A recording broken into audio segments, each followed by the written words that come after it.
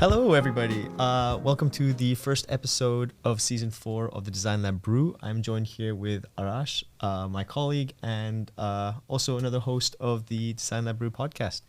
And today we'll be interviewing Alexandru, who is one of the project coordinators for DesignLab and also the project lead for the Cookery, which is a DesignLab project, an UT project that was sent to Just Design Week.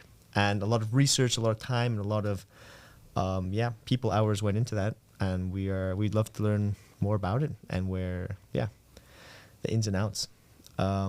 This podcast will be recorded, so you could also catch it on the YouTube channel. And without further ado, let's get into it. First, Alexandru, tell us a bit about your role as project coordinator and also the project lead for the Cookery and how that panned out a little bit. All right, so hi everyone, I'm Alex, as Riki introduced me. As a project coordinator in DesignLab, I'm responsible mainly for facilitating projects for the Dream Team and with the Dream Teamers. So let's say a Dream Teamer has an idea about a project, then Ray and I, Ray being the other project coordinator, we try to see what are the possibilities, how we can get that done, how we can combine it, merge it, and connect it with other initiatives, so it becomes a good project. Then I am responsible for external projects where Dream Teamers are involved. So let's say we have a collaboration with the National Police or something like Dutch Design Week, which is internal, external, a bit more complicated. Let's call it external just because it's not started by the Dream Teamers. Mm-hmm.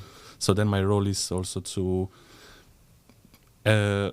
help Dream Teamers and put Dream Teamers in there, or just make open call for Dream Teamers to join those projects, so they will work on cool stuff and develop themselves. Mm-hmm. This will be the role of a project coordinator in a nutshell. So you selected the team for the project that was sent to Dutch Design Week. In a sense, you kind of curated the team, kind of managed the team dynamics, but also made sure that there was an end product at the end that could be shipped over. So for Dutch Design Week especially, but in general it's starting with the project, and of course there are different type of projects, long projects, sprints, whatever, depends on what we want to do, and it's helping the team from the creation of the team point to handing in the final deliverables and looking for future steps. And for Dutch Design Week, Dutch Design Week was a bit more different for me, because I was also a team lead. I was also one of the ones who came with the concept, so I was a bit more involved than the regular project. Normally, I try to detach myself and just act as a facilitator, but in here it was a bit more different, so I took a bigger role. So together with two of the researchers, Julieta, Matos-Castaño, and Cristina, Zaga, and facilitated by the project manager of UT at Dutch Design Week, Kris Pals. We just had some ideas. We were just talking about how to create a representation for the University of Twente at this year Dutch Design Week. And simply said, we're just bouncing ideas around. I heard Cristina, Zaga said, we need to connect people in such a way like they're staying around the dining table. So this just made a connection in my head and came with the idea of walking people through creating an experience for design for transition through the metaphor of cooking. I know I probably made too big of a description, but we can break it down if you just ask me. That's really interesting. Like one of our question was going to be like, how did it all start and why? So you already answered that question. So maybe I can interject on that. So how it started, already said it, but the topic that what we wanted to present was design for transition. So how society is influencing technology and the other way around, because the design practices are in a continuous state of change, and we're like, okay, how should we depict this? What will be nice to also show at Dutch Design Week, because we are involved already in Dutch Design Week through Design United, for example, but we need something more. So I already said how the idea came by. It was just a thing that light up the flame, the big idea. And we said we were walking people through like their past, presents, and futures for them to understand what's valuable for them, how to put it in practice, and how they can create futures. It seemed quite relatable with the metaphor of cooking. You grab your ingredients, you cook them, then you enjoy it with others. It's trying to find a more familiar experience to show such an abstract concept and process to a larger audience. And everyone cooks, everyone does their groceries, cooks, let's say, even a toast, and then stays and has dinner in the evening. Mm-hmm. So that's kind of like, so the message is, could you elaborate a bit about, so you touched upon it a bit, the message being that you bring people together, you want to talk about the future, how we design for transition, but what I guess is a bit unclear for me is the effect you want to have on people and the change that you want to make. Because conceptually it sounds, it sounds pretty cool. It sounds neat. You're selecting the ingredients, you're mixing them together, and your ingredients are selected based on your own values and who you are as a person, and that that feeds into what you want to create in the future. Do people come to a realization that, okay, I need to be more aware of the values I put into the cooking, or is it more about, I want to share things around the sort of called dinner table more and talk to people about what kind of futures you want to create? How would you tangibilize the effect that you wanted to create, or what's the ideal? Maybe what's the goal of how it was, and we can go later on into the practice, like what happened, like in actuality. But first, what's the intended goal? Okay, so also this whole thing, like the design for transition and the representation of the cookery was based on the responsible futuring approach, which is the approach we're using in DesignLab in order to bring people together, make them reach a common frame of understanding, tangibilize their ideas, and then solve a societal challenge. This is the main aim of responsible futuring, tackle societal challenges. The idea of the cookery, why I call it a tool on steroids, if I can say it, is that it just allows for people to do that through a metaphor that's familiar with them. So in order to use the cookery as itself, it's a nice show, just like the pantry and all the appliances that are lighting up, and then the interactive dining table that we got from Julieta Harman and her research group. But the idea behind it is that it's used in order to answer societal questions. For example, at Dutch Design Week, we had each day, except in the first and the last, because those were the chef's choice freestyle days, we had societal challenges, research topics that came from researchers at the university. One day we had, for example, how can we involve children in the AI debate? Another day we had how to implement green roofs in the urban environment more efficiently.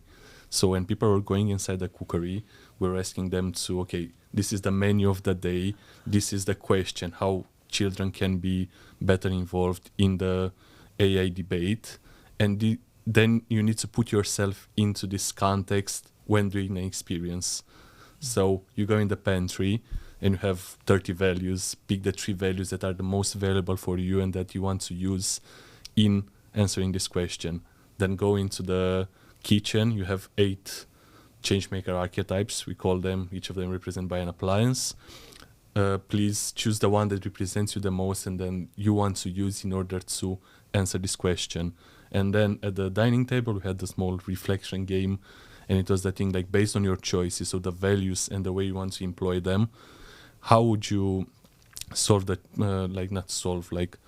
bring input into the challenge, and how would you create different futures, by yourselves and then with others, because it was also a sharing point.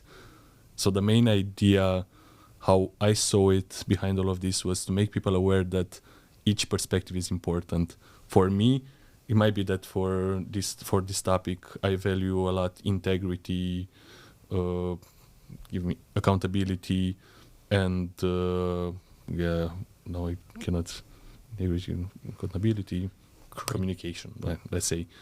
And then I want to be like a change maker. And then somebody else might value integrity, but might value to other values and stuff. It's completely fine. It's just different perspective that should be complementary in order to solve those societal challenges.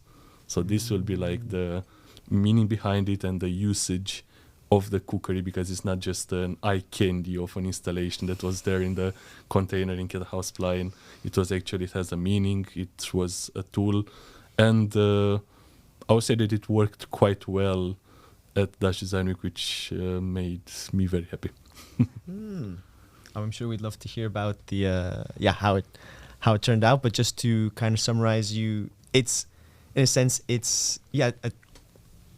a metaphor of responsible futuring translated into different means. So people, through interacting with the installation, actually go through the steps of responsible futuring in a sense. Not all of them. To some of them, for example, it misses a bit of the tangibilization component of getting things more tangible, but it's based on the responsible futuring approach. It's still getting people from different contexts together in a transdisciplinary manner, getting them to see what's relevant and to put them in a common frame of understanding, and then for them to reflect on their choices and how will those influence the different futures.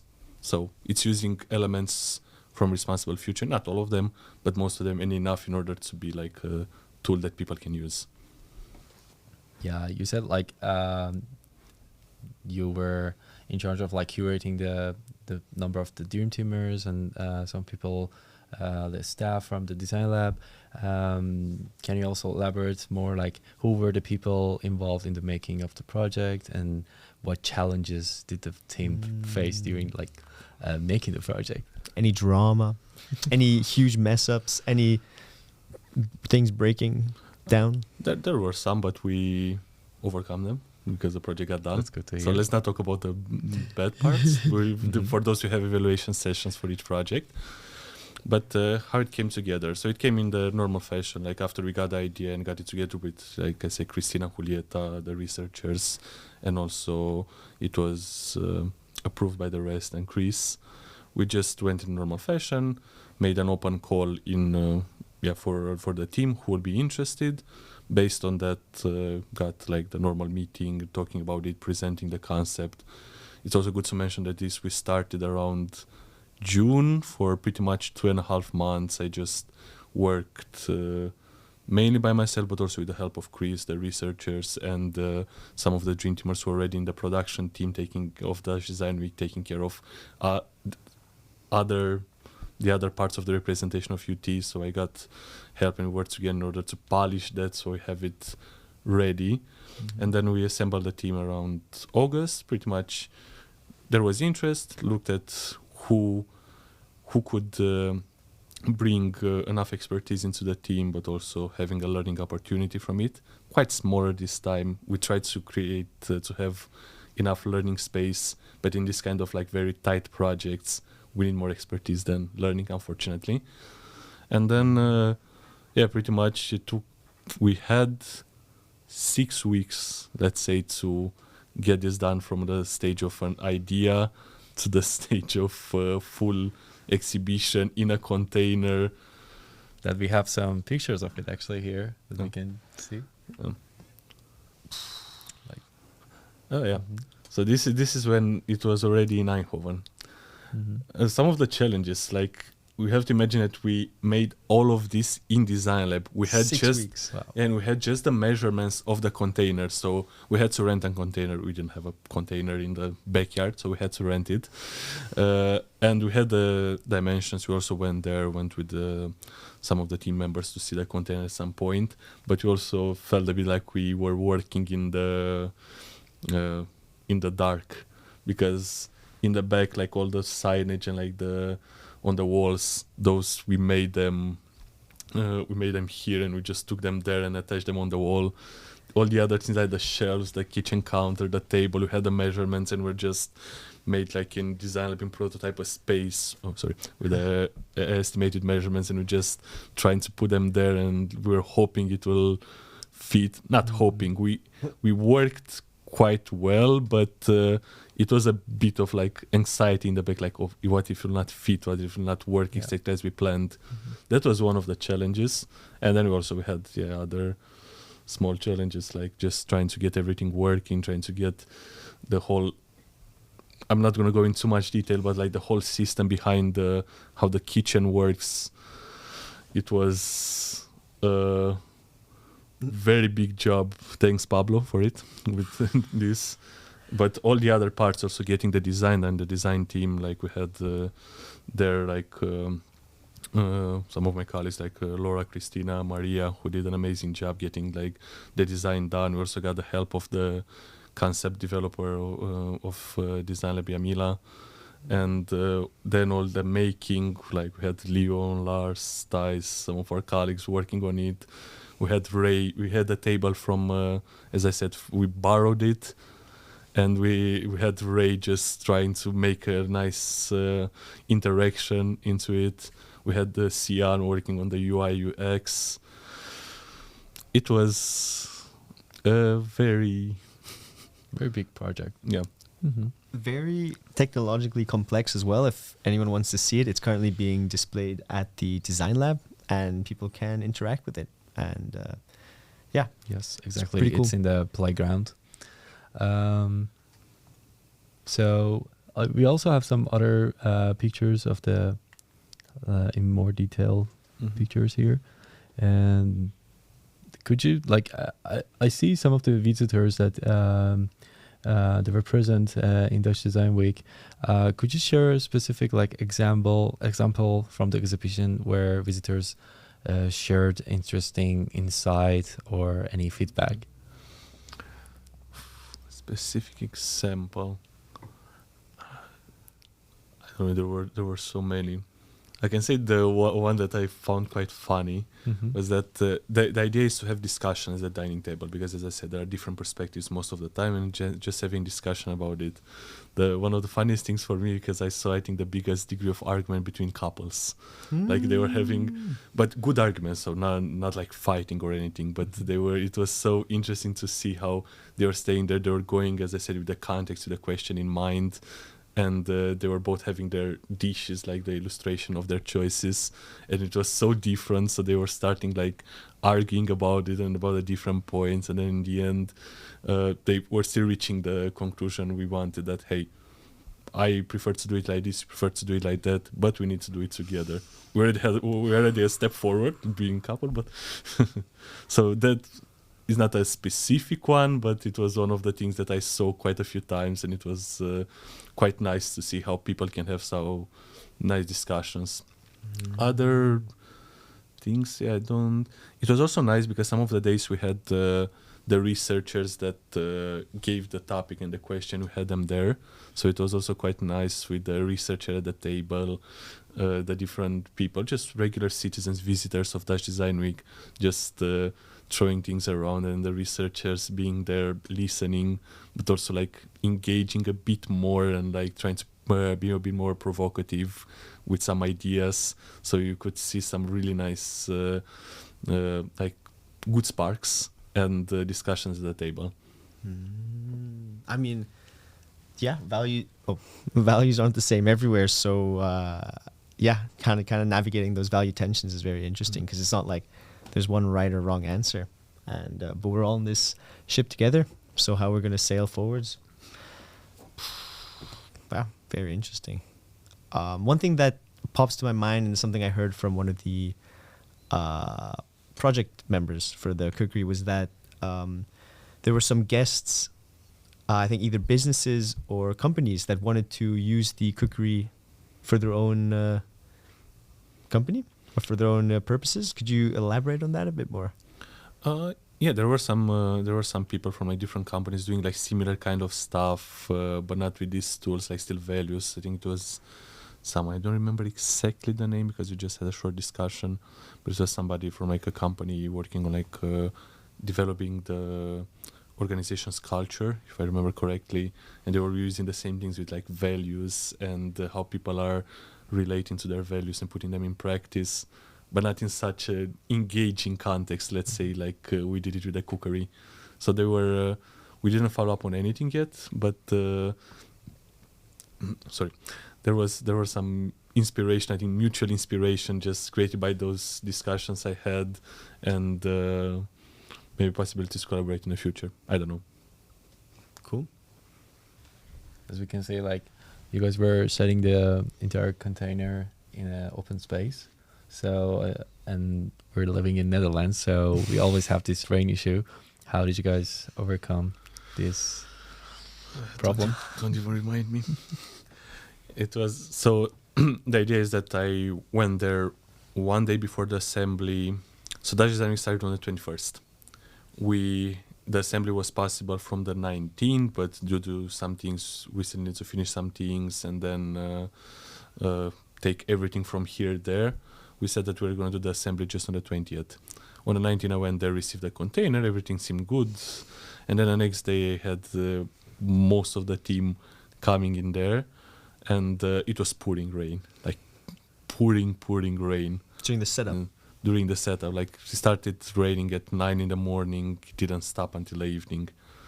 So, and we had a lot of sensitive equipment, like everything was packed maybe a bit too well, I mean, but it was still like we didn't want to get water into anything. So what we did is that we had Leon, one of the members from the team, just driving the van like with the back in there.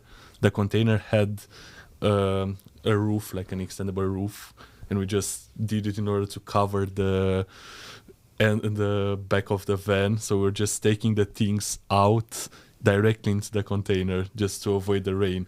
The problem is that it was raining so bad that roof was textile, and it was collecting all the rain to the point that it was budging, like going down. And so we just had to, like, I was literally just jumping there to take the water out. And at some point, because everyone in Ketelhausplein is full and the people were still assembling, there was also the problem that because of the rain, we didn't have electricity for like the first 2 hours, I would say, 2 to 3 hours. And the people from Dutch Design Week loved them. They tried their best to do it, but it took some time before we got electricity. So we couldn't take all the kitchen brain and the table out without electricity because we wanted to just take them out to test them more directly. So then when we finally got electricity, we just had to take everything, put all the cables in, and Pablo had to stay and start the system, do his magic in order for it to work for there. And at some point, the deadline, I think, was it was at 4 o'clock. At 4 o'clock, we were supposed to leave and go home and have everything ready because we didn't have electricity and because the rain delayed us. We managed talking, a bit of yelling, just a bit, but everyone was stressed, and they're talking with the people from there, and they were kind enough to give us 2 more hours. We finished. We had until 6 sharp to close everything. We finished at 5:55. Oh. And it worked quite well. I opened the exhibition the next day together with Ray. Things worked quite well. People loved it from the get-go. So it was an adventure, but it worked quite well, I would say, in the end. Yeah, Wow. some things those were things that unfortunately were not on us. Like we couldn't predict such a big. Maybe we could have started building a day earlier. That's fair. But we couldn't predict that it's going to rain so hard. We couldn't predict that electricity is going to go down. But the team was resilient enough, and thanks to them, and thanks also for the help of the Dutch Design Week people, we managed to get it done. Wow. Yeah, I guess rain's one thing you can't responsibly predict the future for. So, yeah, no, fair.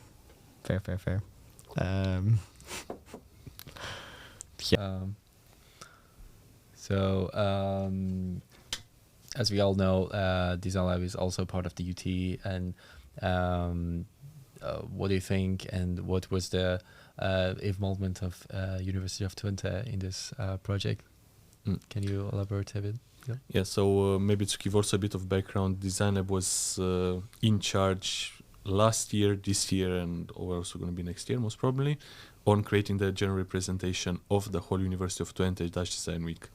So this is done through This year, for example, it was done through different workshops done at Dutch Design Week. It was done through our presence in Design United, which is a coalition between the 4 technical universities, the Design Coalition.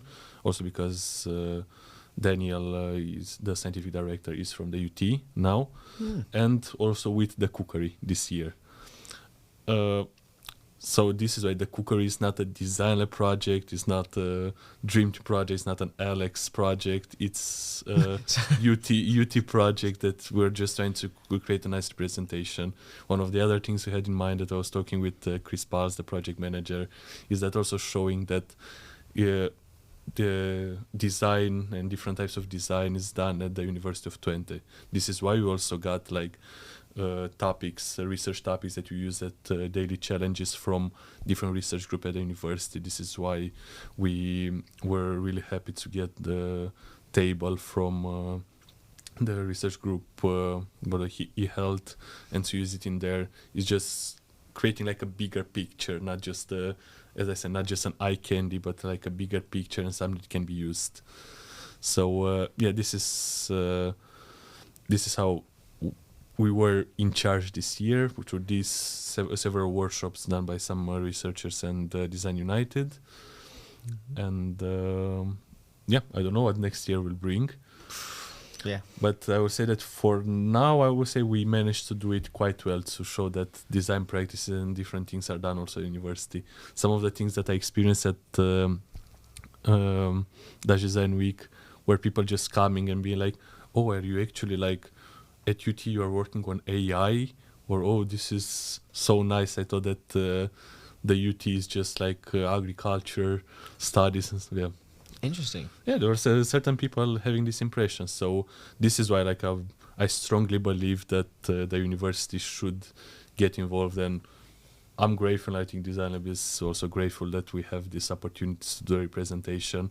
But it should be involved into the whole university should be involved in Dutch Design Week with this kind of stuff, because it gives such a big platform to reach such a wide audience, especially for like something like the Cookery, because it was in the open space.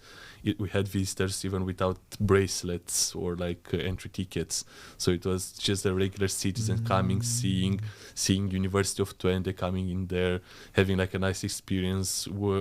Us or the floor managers from there or the researchers having a nice chat with them, us getting like perspectives from them, they getting like more knowledge about things that we do there. So this was really enjoyable. It was such a good platform from my point of view, and it's such a good platform to show that what university is doing, but also I think even more that I think some people still have the misconception that in academia means, I don't know, engineering, numbers, maybe a bit of psychology there on top, but there are still more like different types of design that can be done, so starting with social design, speculative design, and this is also done in academia. It's done at university, it's done, and it can be useful for the society.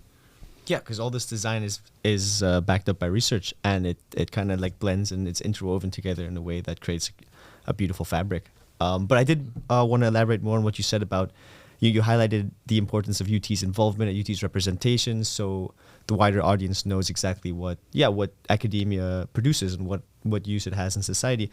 And you stressed the importance of UT's involvement, but I also want to add that any student, anyone at the university can get involved and can submit projects to Dutch Design Week, right? That's Yes, it was possible to do it through Design United. So it was an open call on Design United where people, I think there was also students who submitted. I don't know, I wasn't that involved in that side. You need to talk with Leon or Daniel for this, or even Kris. But students, researchers were able to submit their project. For example, I know we had a project about bioconcrete that Pim, one of the students, submitted, and some smaller projects that were presented in Klokabau in the Design United exhibition, so the 4TV exhibition. So everyone was able to just submit a project, and if it didn't go there physically, it went into the e-magazine, so it was still a nice platform to show some of the project and for the students to have their project showcased in like on a bigger platform. cool. So anyone can get involved and submit the projects year after year. Yeah, I don't know how it's going to be next year. I assume it's going to be similar. So maybe it's good to look out for that if people have like interesting projects, because even, as I said, even if it's not going to be the project physically there, it's still going to be in the e-magazine. It's going to be a project that's popularized.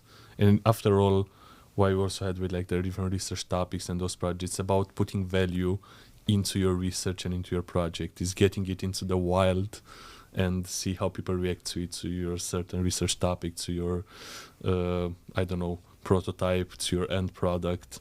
Because how we, as let's call ourselves like an academic community, we look at the challenge, your regular citizen is going to look at it differently. The people from the company is going to look at it differently. Somebody from the province of Overijssel is going to look at it differently. And again, like how it's also in the cookery, it's totally fine. But we need to be aware of this, and we need to share and reflect on it in order to get like desirable outcomes. It's just like what you said about how people in relationship have advantages, because it just sounds like it's about communication. Everyone's different, but as long as you communicate your expectations, your differences, then like things can be managed, expectations can be managed. And so in a sense, we have to kind of get in a relationship with the whole world, is what you're saying. Yes, Riki. No, it's a nice way to put it, yeah. It's about communication, it's about sharing, it's about reflecting, and it's about envisioning like multiple perspectives, multiple futures. This is why we call it futures and not future. There are multiple ways and multiple outcomes we can create together and envision together. And as you said, like communication, reflection, we need to emphasize those and use them in creating solutions and tackling problems that our society is facing. Couldn't agree more. That's amazing. Yeah. It's really amazing to see all of these amazing people working together from DesignLab and also other parts of the uni and also the external parties. We were wondering also about the future of the project. How do you imagine it? How can it be like implemented in like the future applications? Maybe like. Yeah. What plans are there? What next? What's going to happen? Right now we brought it back in DesignLab. Brought it back home after taking out of the container. And you can't imagine how happy I was just to see it in there, see it nice with the lights on it. It's operational. It's not like the prettiest. I would still like to make it prettier, more functional. So the idea is that we aim to make it a bit more functional. Maybe we're already talking about how to maybe make it a bit more self-sufficient with some like guides in different parts, like audio guides for people to use it. And then we was talking like a few weeks ago with Cristina and Julieta on how to maybe change some stuff to make it more not relevant but more usable, let's say in even more contexts. So sorry. I mean, what sparked to mind, because there's so many different frameworks and toolkits that researchers love using to facilitate brainstorming and whatnot. But this could be used in brainstorming sessions, right? Like it can be like, okay, what's a challenge that a research group's doing or a class is doing? Okay, let's. Actually, for this, like one of the researchers who had the challenge, Fran Meissner, took last week, if I'm not wrong, some of her students from the socio-ethical something, I'm sorry, I forgot exactly how it was called, took them at the start in the cookery and let them do the experience in order to do this, like get on the same, share the perspectives and stuff, which was, it has different ways of being applicable. So maybe to put it like more structured way, otherwise I'm going to ramble about it and talk about it for a long time. For the idea is now to make it a bit more functional in DesignLab, see if in the future I can make it a bit more modular to maybe take it to other places. How are there those opportunities, maybe other companies and not even companies, can be other institutions, to take it to them. But this is already quite I wanted to do it from the start, but it was a bigger challenge than I and the rest of the team expected. So this is why it's a bit more in place now. And of course we're using different parts of it, and we want to use even more in the responsible futuring crash courses and master classes that are happening in DesignLab for universities, and not only for the university, and not only happening also again with other stakeholders. And we want to include it in there as well to be used for its intended purpose as a tool. So making it more functional, getting it in as a tool, internal tool for the university, but maybe also for outside of the university. Lovely. I love when, what's created in the university doesn't stay within the confines of academia and actually has, wider reaching impacts on society. That's, for what else do we come to university to do if not to make an impact on society? So and it's especially because it worked already. We took it in the wild, we took it outside, and we saw that. So we also saw that it has some flaws. Of course, it cannot be perfect from the get-go, but we saw that it works already. We saw that people are enjoying it. We saw that most of the people were understanding the meaning behind it. And of course, it's when talking about a concept methodology, responsible futuring or design for transition. When you tell, it's even hard for me to comprehend, to get a grasp of all the details sometimes of the concept. But when you attach it in the more, as I said, the more familiar way, you see people like, it's like going like steps, what's past, present, future. It's very nice to see that it works in the wild, and then to see how to make it reach an even wider audience indeed. So in a sense, it was also the research fed into the design of the project, but also the project being displayed is research, which feeds into the. It's kind of circular. It's an iteration. iterative process after all. It's just seeing how people are interacting with it, talking from starting with usability, then with the certain methodologies behind it, then with people reflecting on everything. It was just nice to see it in the wild, even if it wasn't like fully structured and standardized, I say like this, but it was still nice to see it, and then we can just create further iteration. I don't know, now I'm just throwing ideas around, make like smaller version, dividing like smaller tools that can be used, or elaborate on those tools, like some like for value, for like value unification, and then maybe for like reflecting in the end.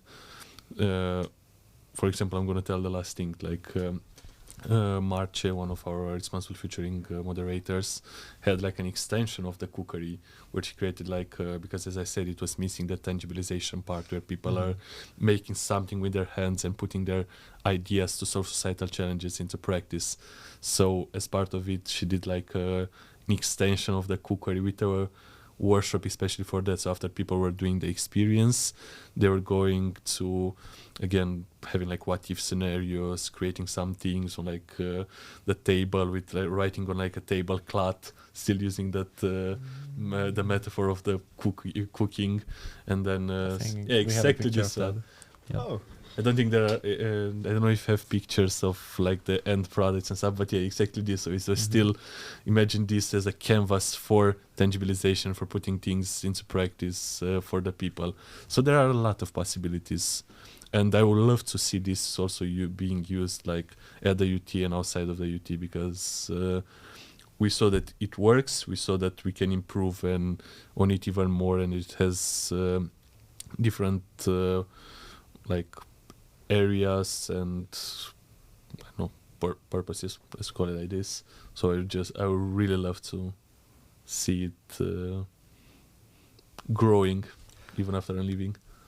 Do you see this coming into play with the Responsible Futuring Toolkart, which is looking to be developed at the DesignLab to facilitate and scaffold responsible futuring with groups of people who are not familiar with the process itself? Because the Cookery in itself is also a form of responsible futuring, not necessarily a toolkart, but medium. Do you see those two working together? Do you see one feeding into the other? Or do you see them as separate entities altogether? The toolkart based on the idea of Jelle van Dijk, you mean? The Gambiara, the toolkart used for tinkering. Yep. I think it can be used. I haven't thought too much about it, but I think, as I said, the Cookery is missing the tangibilization part. So if you bring like a tool card that people are gonna use in order to create objects to fill in that gap, I don't see why not. Yeah, maybe that can be our future topic for the following episodes. Yeah, fingers crossed. So, thank you, Alex, for talking with us in this episode of DesignLab Brew. I also wanted to thank our colleague Merline, who is taking care of the technical part of recording this podcast, the video and audio. And also, thank you, Riki, for being part of this record session. And thank you guys for listening and watching this episode on YouTube or any other podcast platform. Please, for more information, you can check out DesignLab website, and also in the description, we're gonna put some links and also some more description for the topics that were explained in this episode. Also, all of these photographs that we shown are by the photographers of DesignLab, and that were working on this project as well. There were and not only DesignLab, also UT, and also the UT. Yeah. Yes. So the photographs that we use in this episode, they are from Cristina and also Jania's. Janja Kruis? Yeah, my laptop went out of battery. Sorry. Janja Kruis. I might have misspelled his last name. I hope you'll not mind. Sorry, Janja. Yes. If I can also, maybe I can also say my thanks, because I would also like to Mm-hmm. thank you guys for having me here. And thanks, Marlene, also, there in the back. Hey. And obligatory, mandatory thanks to my team, this was a team effort, and they put a lot of time. I have it here. No, they put a lot of time and effort into getting this done. In the end, we managed to do this in such a good manner. Thanks to also like Kris, Cristina, Julieta for working together and putting the trust in me and the team to get this done. So yeah, and thanks to everyone who had like any type of input into this project. Perfect. And we'd like to thank the studio team, specifically Timon. Thank you for helping us set up the. We wouldn't have been able to do any of this without you. It's crazy. The equipment here is incredible, and one of the other nice things that's done at UT, after all. Mm-hmm. Mm-hmm.